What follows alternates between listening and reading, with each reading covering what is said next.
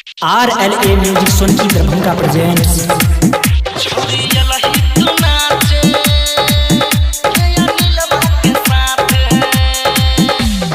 DJ Amit Tiwari अपहर।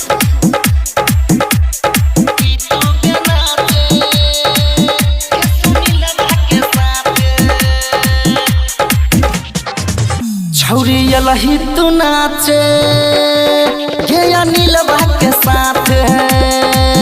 छौरी यलही तू नाचे, छौरी यलही तू नाचे गे जइया के साथ। चढ़ल जवानी तोहर उमर छोकाचे, यलही तू गे नाचे गे सुनीलवा के साथ। छौरी यलही तू नाचे छौरी यलही तू नाचे है गे नीतीश के साथ। छौरी यलही तू नाचे गे मुकेश सभा के साथ।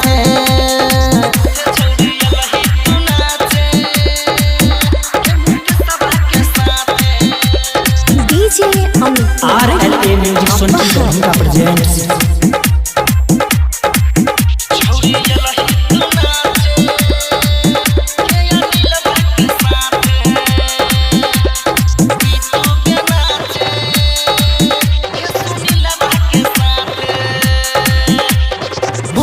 जवन का देखो चढ़ल जवानी, देख के तोरा मुँह से छुए छो पानी।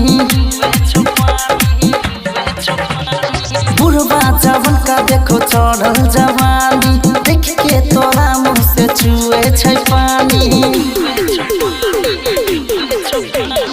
लागे छो आजा ले तो गया जे,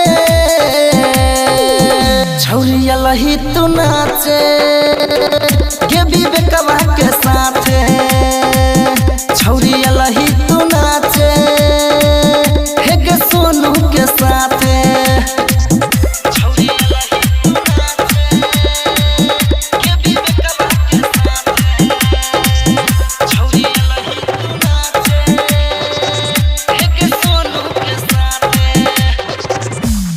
डीजे पर बाजे छे गाना हमर, तू नच के हिला ले के पतली कमर।